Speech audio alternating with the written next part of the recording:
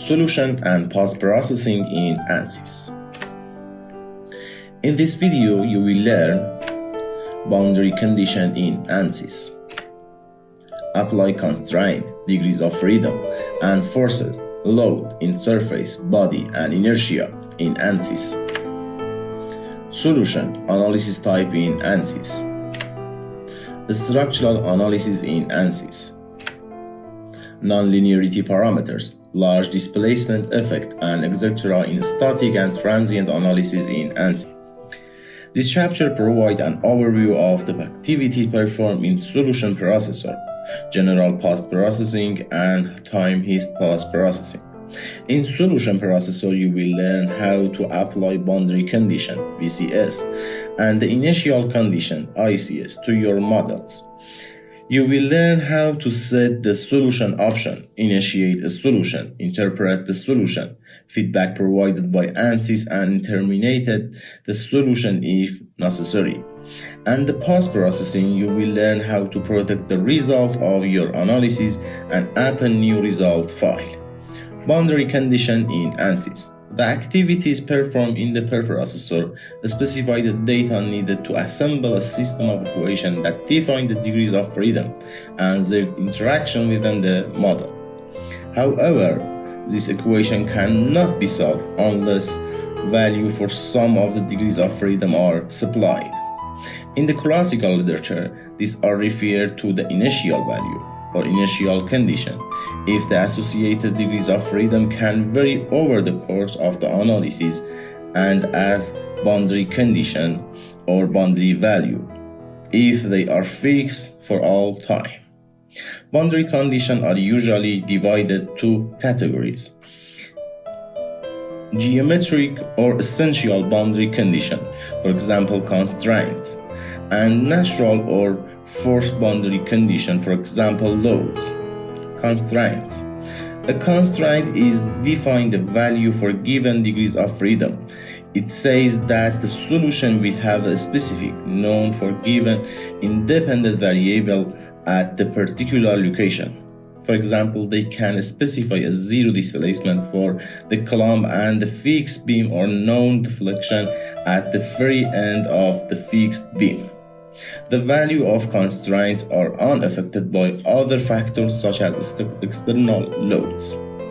All models must have at least one constraint for each order of the differential equation involved. For example, if a system can be modeled using a second-order differential equation, then two constraints must be supplied. Loads. Loads are perturbation, forces, pressures, and etc. applied to the system from external source. The purpose of mass simulation is to determine how the model will behave in response to these loads. External loads that are applied in time variable analysis before time equals 0 and do not change with time called per load. External loads that are applied in the time variable analysis before time equals 0 and change with time called initial condition. Boundary condition in ansys. Mechanical APDL basic analysis guide categories boundary condition in 6 physics regimes: structural, thermal, magnetic, electric, acoustic, and diffusion, according to our field in tutorials video investigating on structural. The options in structural environment include displacement, velocities, acceleration, forces, pressures, temperature, and gravity.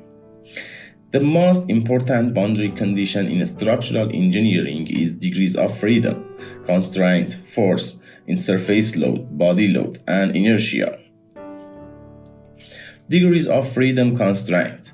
Constraint in ansys set one of the element degrees of freedom for a specific node to a known value. The value can be any magnitude and any sign, minus or plus. Example of constraint load. Example of constraint include a specified or zero displacement. Forces, for example, concentrated load. Forces in ansys are concentrated load applied to a single location or node in the model. Example include force and moment in a structural analysis. Surface loads. Surface loads are distributed loads applied over multiple elements or multiple nodes on the surface of a model. Surface load can be uniform or can vary over the surface. Example of surface load include pressure in structural analysis. Body load. Body load are volumetric or field loads. Example include temperature in structural analysis and frequency in harmonic structural analysis. Inertial load. Inertial load results from the inertia mass matrix of a body and include gravitational acceleration, angular velocity, and angular acceleration. Mass must be included in the model either as a density material property or via mass element, such as mass 21. Inertial loads are used mainly in structural analysis. Plotting and listing boundary conditions.